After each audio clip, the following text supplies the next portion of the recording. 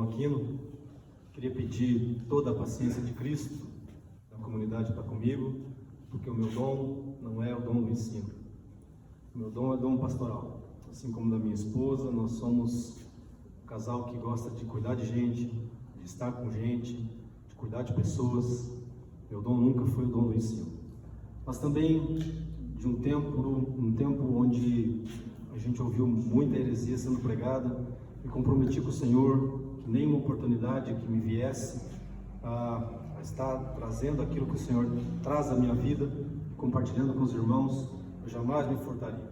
Então, por isso, eu estou aqui nessa noite para transmitir um pouquinho do que Deus tem falado comigo. Então, primeiramente, essa palavra é para mim.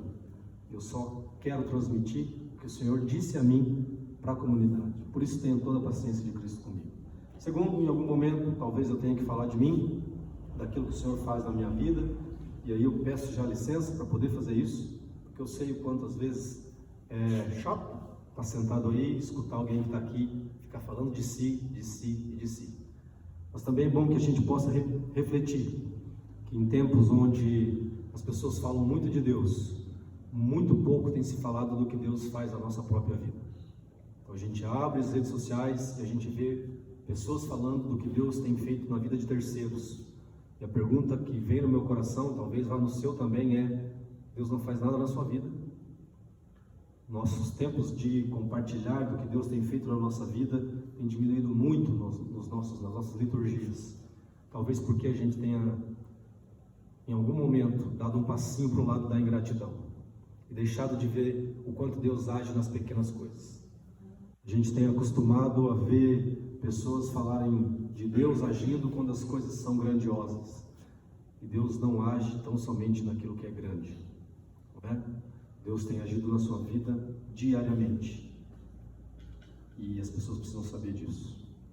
Amém? Bom, indo direto àquilo que o Senhor quer falar conosco nessa noite, todas as vezes que o Senhor me dá a palavra, eu costumo colocar um nome nela. E conforme a comunidade for se acostumando comigo, vai ver que eu sou uma pessoa, apesar de tímida, um pouco brincalhona. Então, os temas das minhas palavras também são de brincalhões, né? Esse é cuidado, servo no piloto automático. Lembrando que essa é uma palavra que Deus trouxe ao meu coração em alguns momentos onde, de fato, eu estava vivendo no piloto automático. E hoje eu queria começar de forma diferente com vocês. Eu queria começar fazendo uma pergunta para a comunidade. De vez em quando terei que ficar de costas para vocês, meus irmãos, peço licença. Uma igreja que trabalha, persevera, não suporta homens maus, passa por provas pelo nome de Cristo, é uma igreja boa ou uma igreja má? Boa? Uma igreja boa? Vamos deixar Jesus responder. Talvez a gente se engane.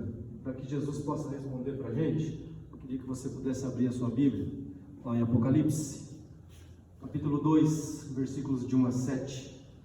Jesus falando com a igreja de Éfeso. A gente vai ouvir um pouquinho dessa igreja, ouvir um pouquinho sobre Apocalipse.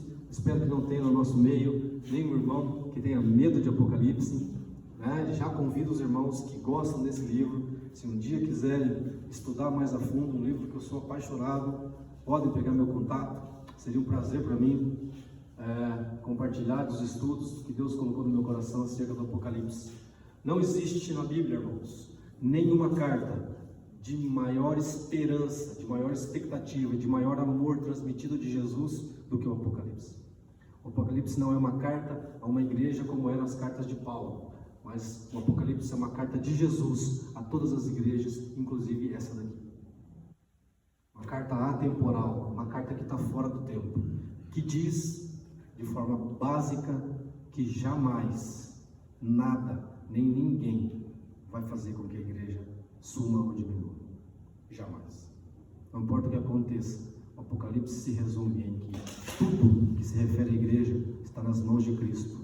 E isso ninguém é capaz de mudar. Isso é motivo para a gente dizer aleluia. Bom, Apocalipse capítulo 2, versículos de 1 a 7 diz assim: ao anjo da igreja em Éfeso escreva: estas são as palavras daquele que tem as 7 estrelas em sua mão direita e anda entre os 7 candelabros de ouro. Quem tem as 7 estrelas na sua mão direita e anda entre os candelabros? Cristo Jesus. Quem são os candelabros? A igreja. Que igreja? Todas as igrejas de Cristo. Isso é dizer, irmão, que nesse momento, Cristo Jesus está no nosso meio, para ser louvado e exaltado. Por isso, é preciso que a gente tenha temor. Temor. Temor não é medo. Temor é respeito. Talvez algo que a gente tenha perdido enquanto a gente começou a caminhar com Deus é perdido o temor e entrado numa liberdade que Cristo não permite a ninguém. Cristo nos dá liberdade para amá-lo e exaltá-lo, mas não que a gente não o tema, com respeito, em adoração e louvor. Por isso, tenhamos em mente, enquanto a gente desenvolve essa palavra, o Senhor está no nosso meio. Conheço as suas obras, o seu trabalho árduo, a sua perseverança. Sei que você não pode tolerar homens maus, que pôs à prova os que dizem ser apóstolos, mas não são, e descobriu que eles eram impostores. Você tem perseverado e suportado sofrimentos por causa do meu nome, e não tem desfalecido. Contra você, porém, tenho isso: você abandonou o seu primeiro amor.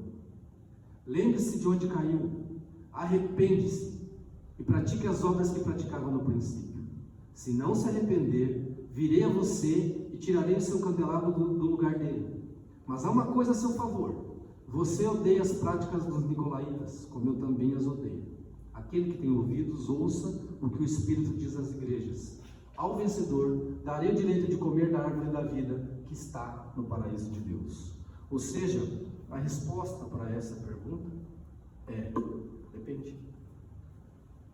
Porque a igreja de Éfeso, irmãos, ela era uma igreja que perseverava, ela era uma igreja que trabalhava, ela era uma igreja que não tolerava homens maus, mas ela não tinha propósito, não tinha paixão por Cristo. Fazia tudo isso na força do seu próprio braço. E quem diz isso é Jesus Cristo. Mas, antes da gente avançar, queria contextualizar, e como eu disse hoje cedo, digo também a você aqui, meu irmão, toda e qualquer pregação, ou qualquer texto que transmitirem a você, por favor, não deixe de contextualizar. Não deixe de verificar o que há antes e o que há depois desse texto, para que a gente não seja enganado. É muito fácil para qualquer pessoa com um pouquinho de capacidade manipular um texto. E a gente está cheio de manipulação de texto aí. Ok? Para que não aconteça isso, eu queria contextualizar sobre essa passagem, sobre aquilo que a gente viu. Então, aqui no livro de Apocalipse, no capítulo 2, Apocalipse é uma visão dada a João. Nesse momento na história, meus irmãos, não havia mais nenhum dos discípulos de Cristo Jesus vivo. Todos estavam mortos. João era o último a sobreviver. O Império Romano percebeu que matar os discípulos não fazia com que a fé cristã arrefecesse, mas que a fé cristã era impulsionada. Fizeram o quê? Prenderam João, colocaram João numa ilha para que ele estivesse impedido de ter contato com os seus. João na ilha recebe a visita de Cristo Jesus. E Jesus dá uma visão atemporal a João. O que é uma visão atemporal? João preso num corpo do Cronos, João preso no nosso corpo que está aqui para esse tempo, consegue ver aquilo que o Eterno liberou para ele. A janela do céu é aberta e João consegue ver a eternidade. Essa é a visão que Jesus dá a ele, uma visão atemporal. Nesse momento, a igreja está sofrendo a sua pior perseguição. Domiciano era imperador nesse momento e ele caçava os cristãos como se caçam animais. Nunca, até hoje, eu não sei o que será daqui para frente, mas até hoje, nunca a igreja foi caçada como foi caçada nesse tempo. Os cristãos eram mortos, pregados em cruzes nas ruas, para que as pessoas passassem e, olhando os cristãos ali, se arrependessem e desistissem da fé cristã. Cristãos começaram a se tornar traidores do Evangelho, invadiam as sinagogas, que já não eram mais sinagogas públicas, eram escondidas, porque a palavra não podia mais ser pregada, e denunciavam os cristãos que estavam ali, que no outro dia amanheciam todos mortos. Era assim que Domiciano tratava os cristãos. Então veja que o contexto das comunidades ali, todas as igrejas, Laodiceia, Éfeso, todas as igrejas citados no Apocalipse eram de perseguição. Jesus então concede essa visão para que João possa compreender o que está acontecendo. E é muito interessante porque num período de confrontação que Jesus faz, Jesus está confrontando a igreja quando diz: eu tenho algo contra você. Você perdeu o seu primeiro amor. Bom, é no mínimo estranho, meus irmãos, que no momento em que a igreja está sofrendo a sua maior perseguição, a palavra de Jesus à igreja não seja tão somente de conforto, mas de confronto. E por quê? Porque Jesus, meus irmãos, não importa o que você está passando enquanto comunidade, jamais vai permitir que a comunidade se estabeleça sem que ele seja o centro. Não importa o problema que vocês têm aqui, eu confesso, conheço muito pouco porque estou chegando agora.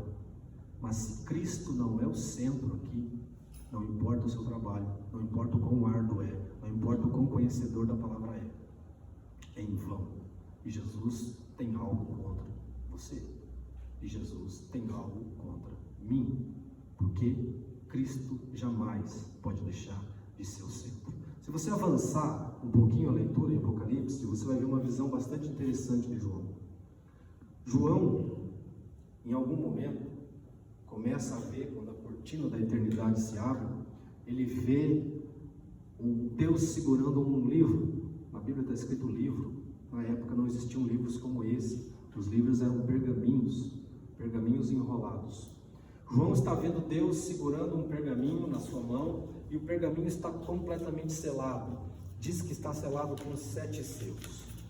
Era assim que estava o pergaminho na mão de Deus, 7 selos pregados. O Apocalipse é cheio de simbologias, meus irmãos. Se a gente se apegasse menos às simbologias, ele ficava mais fácil para a gente. Os 7 selos, para qualquer judeu daquela época, era completamente compreendido como impossível de ser aberto. 7 era o número da perfeição. Quando alguém queria dizer que estava pleno, que estava completo, estava com 7. Então, quando relata que o pergaminho na mão de Deus era um livro da vida, dizendo que estava com 7 selos, Deus pergunta: quem pode abrir o livro da vida?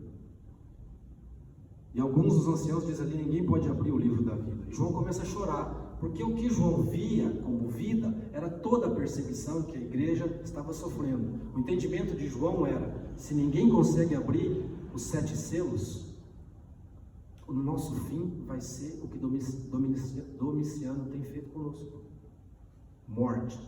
Todos os cristãos serão fadados à morte. E João chora. Um dos anciãos que está do lado de João chega do lado e diz: por que você está chorando? O cordeiro, o leão, é capaz de abrir os 7 selos. João levanta a cabeça e vê um cordeiro, como que morto, capaz de abrir os 7 selos. Veja que interessante. Eu não sei se você já leu esse trecho da Bíblia, mas quando o ancião olha, ele vê um leão capaz de abrir os selos. Quando João levanta a cabeça, ele vê um cordeiro. Porque quando Jesus voltar, meus irmãos, ele não volta mais como um cordeiro. Ele volta como um leão. Quando ele voltar, ele volta como juiz. O tempo de graça acabou. Por isso, meus irmãos, cadeiras vazias deveriam ser muito preocupantes para nós. Porque lá fora tem um monte de gente que ainda acha que quando Jesus voltar, ele volta como um cordeiro. Jesus já disse que o mundo já está julgado. Agora é questão de tempo. Tempo do quê? Tempo de graça.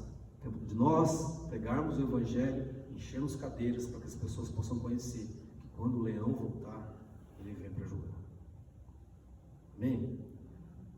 Eu não sei se você consegue perceber que às vezes a gente lê a palavra já no piloto automático. Não sei se você tinha lido o Apocalipse, tinha percebido que em algum momento alguém vê um leão e outra pessoa olha para o mesmo objeto e vê a mesma pessoa e vê um cordeiro. Mas há algo interessante que esses dias eu descobri. Se você pegar no primeiro livro da Bíblia, Gênesis, você vai ver que quando Deus está falando da criação, ele diz assim, ó: no princípio não havia nada. Então Deus disse: haja luz. E aí Deus vem fazendo, e no 4º dia ele cria os astros, e ele cria o sol. Ora, irmão, Se no princípio ele disse haja luz, como ele foi criar o sol só no quarto dia? Você já tinha prestado atenção nisso? Sabe por que não? Porque está valendo no piloto automático. E esse é o nosso perigo. Esse é o nosso perigo, irmãos. Começar a entender que esse livro aqui é um livro de cabeceira como qualquer romance.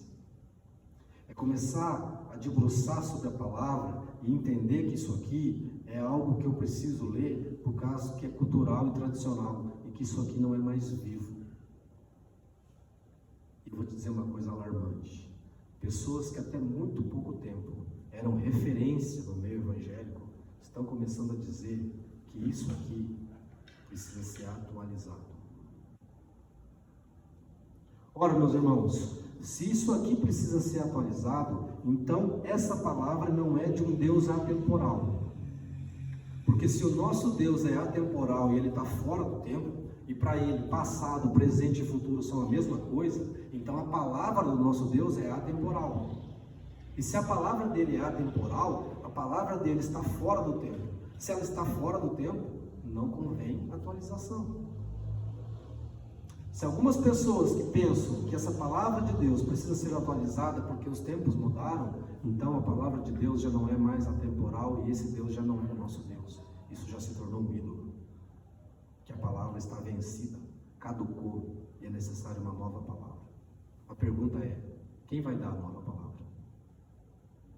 Eu. Sobre o meu entendimento do que a sociedade se transformou? Pois eu vou dizer uma coisa para você que vem do meu coração. A sociedade devia olhar para nós, enquanto igreja evangélica, e ter vergonha do que se tornou. Mas o fato de nós não fazermos o nosso trabalho como devia fazer, faz com que a cultura olhe para nós e não queira estar aqui. E isso é triste. Quando alguém da sociedade olhasse o padrão, não só moral, mas de vida de uma comunidade cristã, eles deviam sentir vergonha de como vivem a vida lá fora. Mas parece que não é isso que tem acontecido. Ok? Saindo do contexto, como era a igreja de Éfeso, então? Essa igreja foi uma igreja iniciada por Paulo. Perceba, porque eu estou trazendo essas características. Éfeso não era uma igreja qualquer. Éfeso foi fundada por talvez o maior evangelista que já existiu, Paulo. Éfeso foi pastoreada por Priscila e Áquila no seu começo, e logo depois chegou Apolo, que diz a palavra que era um homem poderoso em palavra. Apolo cuidava de Éfeso. Éfeso era uma das cidades mais importantes da Ásia, e aí começam os problemas dessa comunidade. O templo da deusa Diana ficava em Éfeso. O que isso quer dizer, irmão? Isso significa que em Éfeso o número de religiões era incontáveis. O cristianismo não era único lá. Então, se você acha que é difícil ser cristão hoje, imagina ser cristão em Éfeso, onde o cristianismo era uma das religiões. Você saía numa esquina, existia um Deus. Você ia para outra esquina, existia um outro Deus. Você ia para outro Deus. E qual o problema? O problema é que esses deuses eram cultuados geralmente com orgias e prostituição. E isso na rua. Então, ser cristão em Éfeso era complicado. E veja, essa igreja conseguia resistir a toda a libertinagem, e é Cristo que diz: vocês conhecem a palavra, vocês não toleram homens maus, mas vocês não fazem isso porque me amam. Qual era a motivação da igreja de Éfeso em se reunir? Éfeso passou por um avivamento, a igreja de Éfeso passou por um avivamento tão grande, que diz a palavra, você pode pesquisar lá em Atos 19, que Paulo pregando fez com que inúmeras pessoas envolvidas em magia levassem os seus livros a uma praça e colocassem fogo, e o valor desses livros era altíssimo, diz a palavra. Altíssimo. Então Éfeso teve contato com a palavra do Senhor, e irmãos, todos que tiverem contato com a palavra de poder do Senhor irão para o mesmo caminho. A pergunta é: por que nós paramos de pregar a palavra de poder? Por Por que os consultórios psiquiátricos estão cheios? Por que os psicólogos não têm mais agenda? Por que a medicina é tão endeusada? Por que os presbíteros pararam de colocar a mão sobre a cabeça das pessoas e orarem sobre os enfermos? Por que nós paramos de ser a igreja como a igreja sempre foi, orando uns pelos outros? Eu não sei você, irmãos, mas a primeira coisa que acontece quando eu sinto uma dor é tomar um remédio. Mas antes não era assim.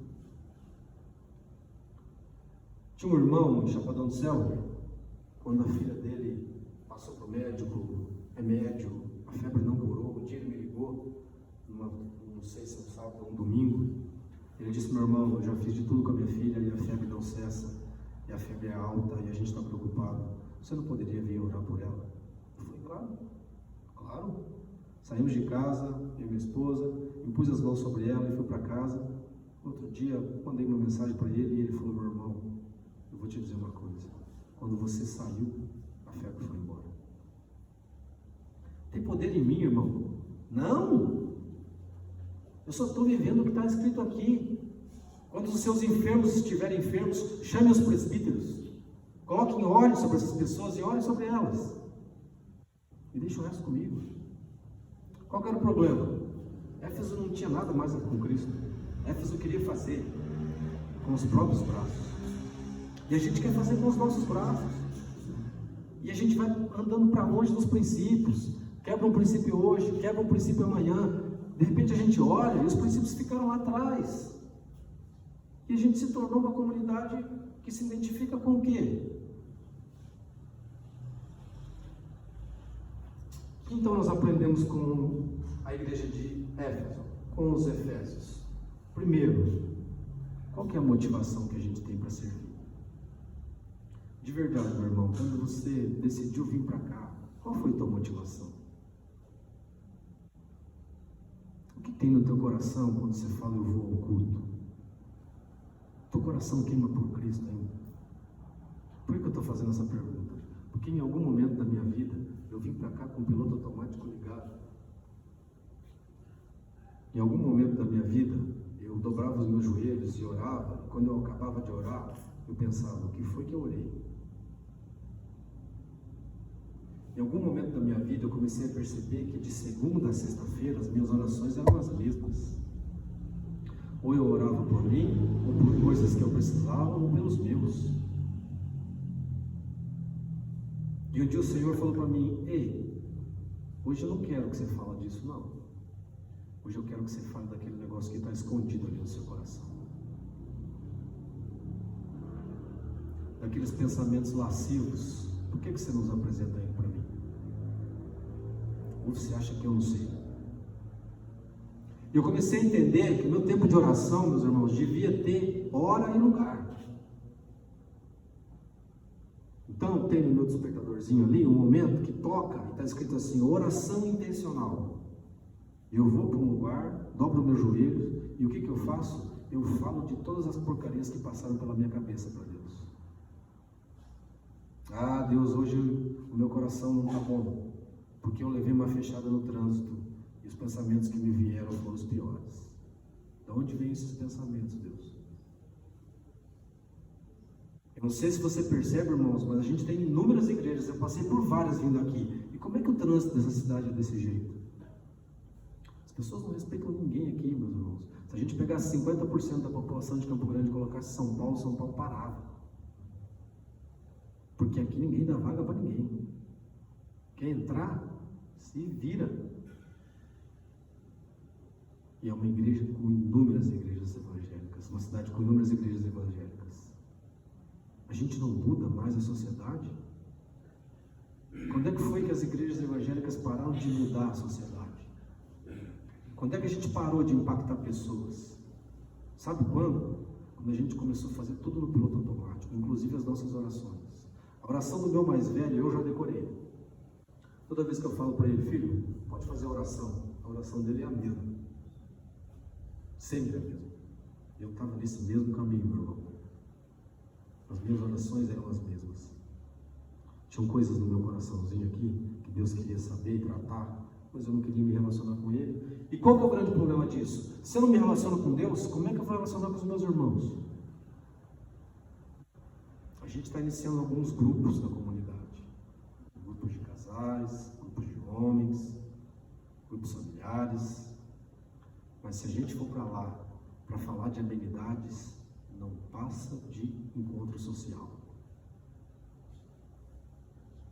Preciso criar um ambiente de amor nesses lugares, para que a gente possa chegar lá e dizer, não está nada bem.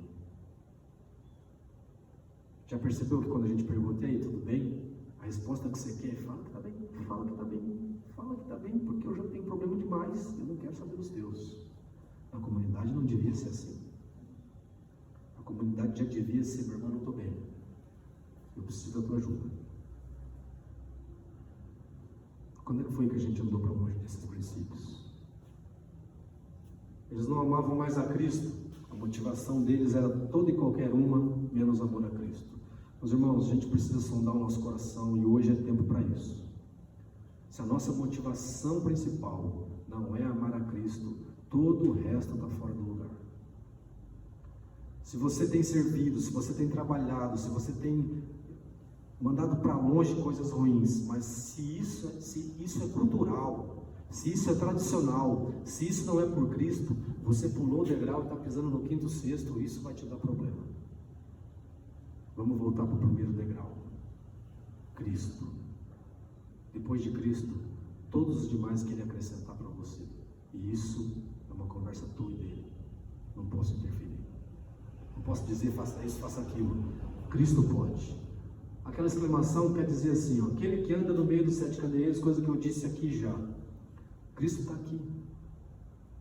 Cristo está quando você dobra os joelhos na beirada da sua cama. Não adianta, meu irmão, você falar, Deus Pai Todo-Poderoso, me abençoe, Senhor, porque sou teu servo. Irmão, essa oração você pode fazer como os fariseus faziam nas praças.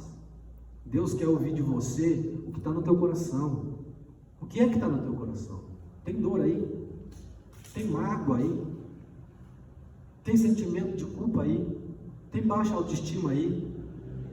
Ele pode te ajudar. A palavra dele é, está cansado? Chega comigo. Minha palavra vai trazer descanso para você. Segunda coisa que a gente pode aprender com os Efésios, eles falaram sobre os Nicolaitas ali. Talvez você pense assim, puxa vida, quem são os Nicolaitas?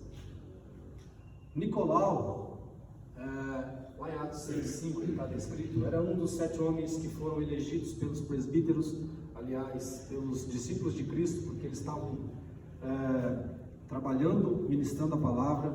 Algumas pessoas começaram a reclamar, porque as suas viúvas não estavam recebendo os recursos como as outras viúvas. Eles falaram assim, não é de bom senso que a gente pare de ensinar a palavra para poder trabalhar com recursos. Então, comunidade, escolham 7 homens cheios do Espírito Santo, cheios de sabedoria, que possam fazer esse trabalho para nós. Nicolau foi um desses escolhidos. Pergunta para a comunidade, como é que um homem escrito na Bíblia, descrito na Bíblia como cheio do Espírito Santo e com sabedoria, de repente virou uma pedra de tropeço? De repente virou uma pessoa que era a pessoa responsável por dizer aos outros, nós somos salvos, por isso podemos viver do jeito que queremos. Os nicolaítas se misturavam juntos, segundo os comentaristas bíblicos, se misturavam com as outras pessoas quando faziam cultos e orgias. E quando os cristãos os confrontavam, eles diziam, nós já somos salvos, isso não nos contamina. Como é que Nicolau chegou aí, meu irmão? Nicolau chegou aí porque pulou o primeiro degrau.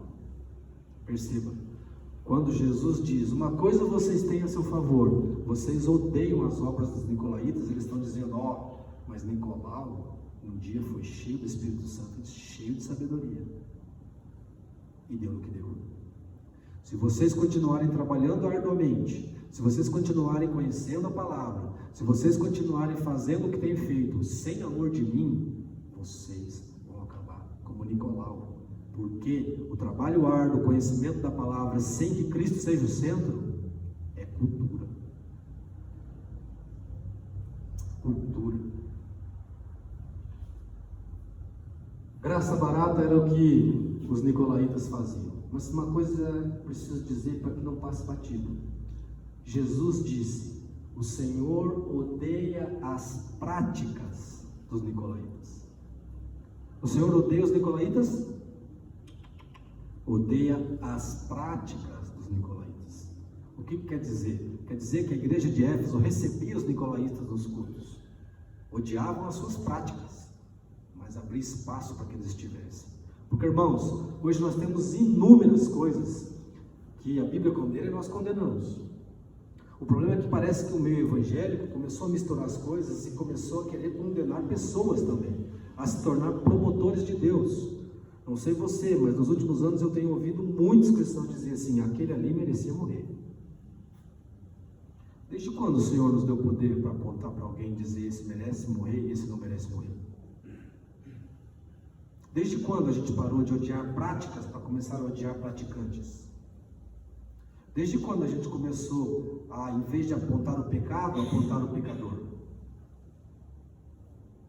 Talvez dentro do seu coração algum dia tenha surgido uma pergunta assim: se Deus é tão poderoso, por que Deus não acaba com o mal? Se um dia passou essa pergunta por sua cabeça, eu vou te dar a resposta.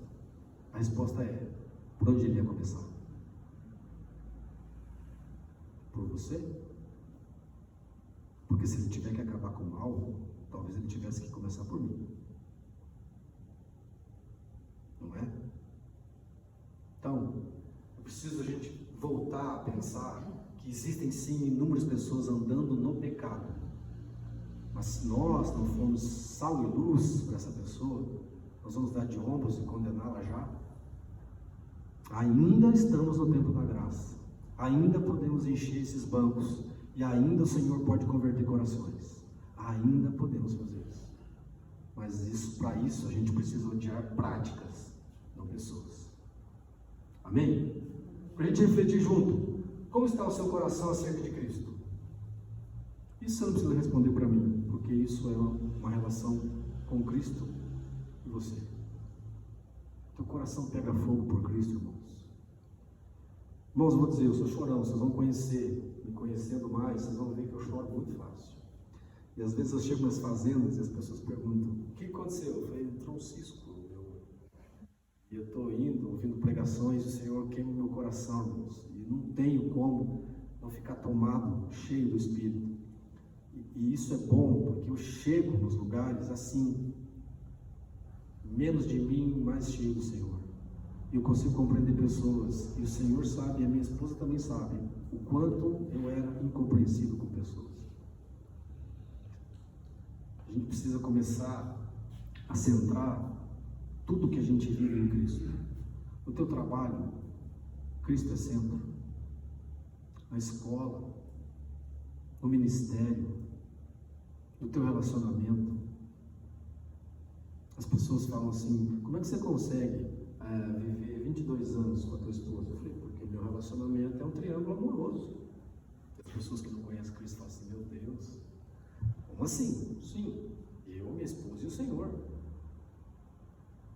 Então, no meu coração, há desígnios que poderiam machucar ela? Sim, mas por Cristo não. Então, aquilo que a minha esposa pode mais confiar não é no meu caráter, é no meu relacionamento com Cristo. Esse relacionamento, meus irmãos, eu tenho tentado aumentar, preservar e se aproximar. Como tem sido Cristo na tua vida? Se não estamos ardendo em paixão, no primeiro amor, onde nos desviamos? E eu vou dizer, irmãos, há muito pouco tempo eu não acreditava nesse negócio de primeiro amor. E olha que eu disse para vocês que eu estudava Apocalipse e gosto de Apocalipse. Estudo Apocalipse há algum tempo. E eu lia isso e não acreditava no primeiro amor. Algumas pessoas falavam assim: a pessoa entrou na igreja ali, ela está no primeiro amor, isso vai passar. Eu falava: está repreendido, isso não existe. Eu entrei na igreja e meu coração só tem aumentado no amor para Cristo. E um dia, olhando a palavra, o Senhor falou para mim assim: como que não existe? A igreja de Éfeso perdeu o primeiro amor. Isso existe, irmão. A pergunta é: teu coração um dia queimou e não queima mais? Ou o teu coração queimou um dia e hoje pega muito mais fogo? Se não pega fogo, Cristo essa noite quer fazer assoprar essa brasa aí e fazer queimar.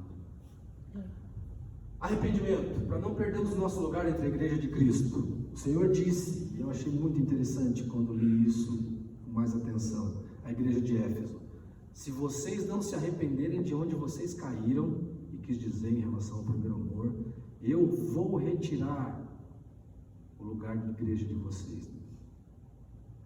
Cristo está querendo dizer assim para nós, irmãos: se vocês não me colocarem como centro, não se arrependerem para que eu seja o centro dessa comunidade, da vida de vocês, eu retiro de vocês o lugar de igreja. Isso significa que eu não passearei mais aqui. Não existe nada pior para uma comunidade que não ter o Espírito Santo do Senhor Jesus Cristo andando entre os bancos. Já viu comunidade assim, irmão? Eu já vi algumas avivadas e foram morrendo, se acabaram. Você não viu? Procura um pouquinho sobre o que são as igrejas evangélicas na Europa hoje. Viraram pubs, viraram boates, igrejas centenárias, que hoje abrigam jovens para tocar música de discoteca. E eu costumo dizer que a Europa está mais ou menos 20 anos à nossa frente. Isso significa que em 20 anos, se a gente não pisar com os dois pés no freio de como o cristianismo vai no Brasil, as nossas comunidades virarão pubs. A gente precisa repensar. Quais as consequências de estarmos servindo sem paixão? E aqui, meus irmãos, eu queria pedir desculpa para colocar duas imagens. Essa moça, não sei nem quem é, de quem se trata, mas eu sei que essa moça aí cantava música evangélica quando começou a ficar famosa. Mas olha o que está escrito sobre ela. Fulano de tal revela que quando estava trabalhando no álbum, que não importa o nome, ela teve sonhos com um espírito chamado, que também não importa o nome, que a guiou na produção do álbum. O resto depois vocês leem. Irmãos, quando é que nós começamos, enquanto igreja, enquanto país cristão, tolerar esse tipo de coisa?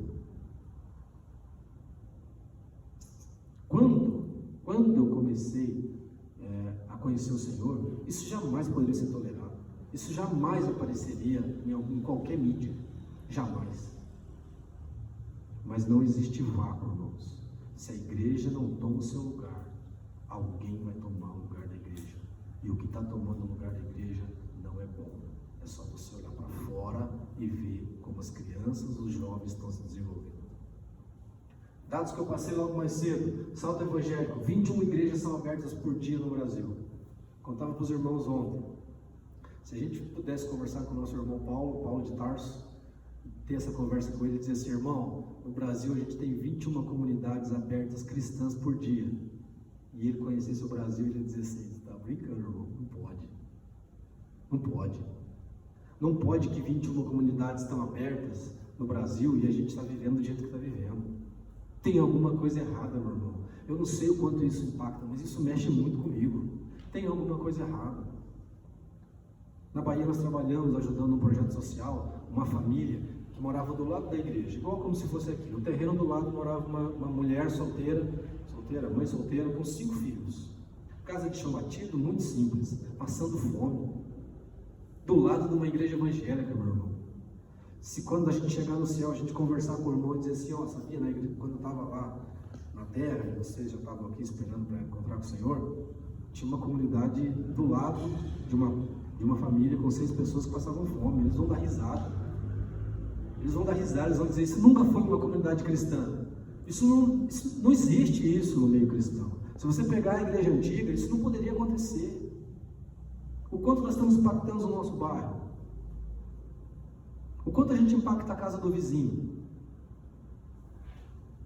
Se o nosso coração estiver pegando fogo, não tem como não impactar o vizinho, irmão. E eu não estou dizendo que você precisa ir lá. Não precisa fazer nada. O brilho de Cristo em você vai chamar a atenção das pessoas. Não precisa fazer nada. Prova, irmão. Prova. O o que eu estou falando ser mentira. Começa a brilhar em Jesus Cristo e você vai ver que as pessoas vão ver ao seu redor, vão mudar. O vizinho do lado vai mudar. A vizinha do outro lado vai mudar. A sua conversa vai mudar. O trabalho vai mudar. Graças a Deus, tenho 3 pessoas que trabalham comigo que estão começando a ir para Jesus sem eu falar nada para eles. O casamento indo para o buraco, e eles me falavam, cara, o que eu posso fazer? Eu falei, ora. Ele falou, rapaz, você acha que isso vai ajudar? Se você quer um conselho, ora. Começaram a orar. Os casamentos estão restaurados. Cristo, irmãos, Cristo, está tudo aqui, ó. Está tudo escrito aqui. O que você precisa para o seu relacionamento com o seu filho, está aqui. Mas para isso, Cristo precisa queimar no seu coração. Amém? Amém. Queria que você pudesse baixar a sua cabeça, do jeito que está mesmo, para ter um tempinho de oração. Eu espero de verdade que Deus tenha falado contigo, tanto que falou comigo, e que a gente possa sair engrandecido daqui. Nosso Deus, nosso Pai, nosso Senhor, Tu és bem-vindo nesse lugar. Tu és santo, santo, santo. E meu coração anseia pela Tua presença, Deus. Deus, reunido aqui com os meus irmãos, eu peço em nome de Jesus, sabendo que Tu estás no nosso meio, te assentas ao lado de cada um desses Teus filhos. Permita-os que eles possam enxergar os seus próprios corações. Aqueles lugares escondidos, onde podem estar medo, culpa. Aquele lugarzinho escondido, onde pode estar restinhos de coisas que Satanás plantou nas suas vidas, que fazem com que eles pensem que eles não podem fazer nada. Senhor Jesus, revela a esses Teus filhos o quanto eles podem fazer por Teu reino. Mas, Pai, em nome de Cristo Jesus, não permita que nenhum deles pense no fazer antes de Te amar fervorosamente. Pai, que os Teus filhos aqui possam sentir o Teu abraço, ressoando no coração de cada um deles aqui, o quanto o Senhor os ama, e que a Tua palavra não é condenatória. A Tua palavra é somente de um Deus que quer se relacionar intimamente com seus filhos. Pai, talvez existem pessoas aqui pensando que, puxa vida, como eu queria conhecer esse Deus tão pessoal. Revela-te a eles, Senhor. Permita que os seus corações se aqueçam agora, sentindo que a Tua presença e o Teu falar é com eles. Quem sabe, Deus, abriu ouvidos de pessoas que nunca ouviram claramente a Tua voz para ouvirem o Teu falar. O quanto o Senhor os ama, o quanto o Senhor tem para eles tesouros nos céus. O quanto o Senhor quer se aproximar de cada um dos Teus filhos, mudar relacionamentos, mudar comportamentos, mudar história de vida. Quem sabe, Senhor, aqui há famílias que vêm em tradições culturais, trazendo problemas que Satanás plantou em gerações que eles nem conhecem. E o Senhor quer destruir tudo hoje. E transformar pessoas em sal e luz.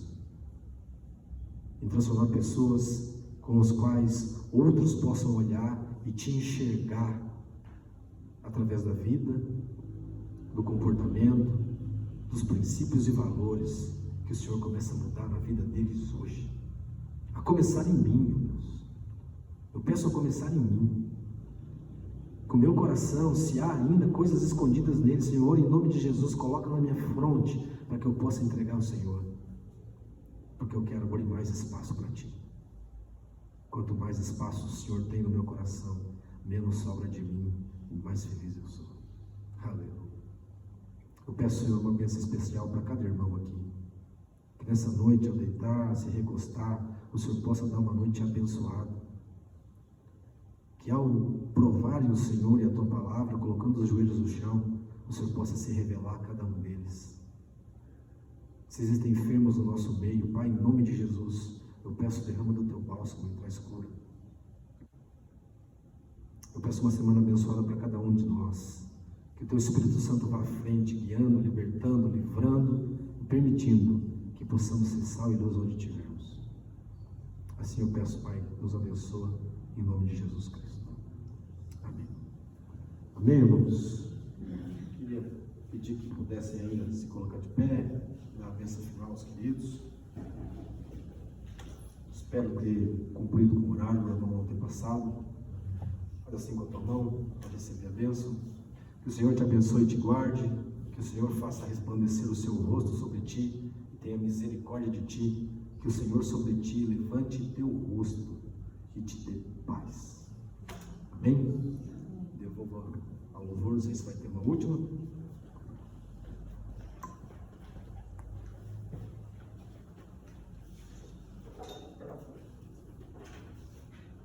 Que Deus passeou aqui no nosso meio, possamos ir na graça e na paz de Deus, no meio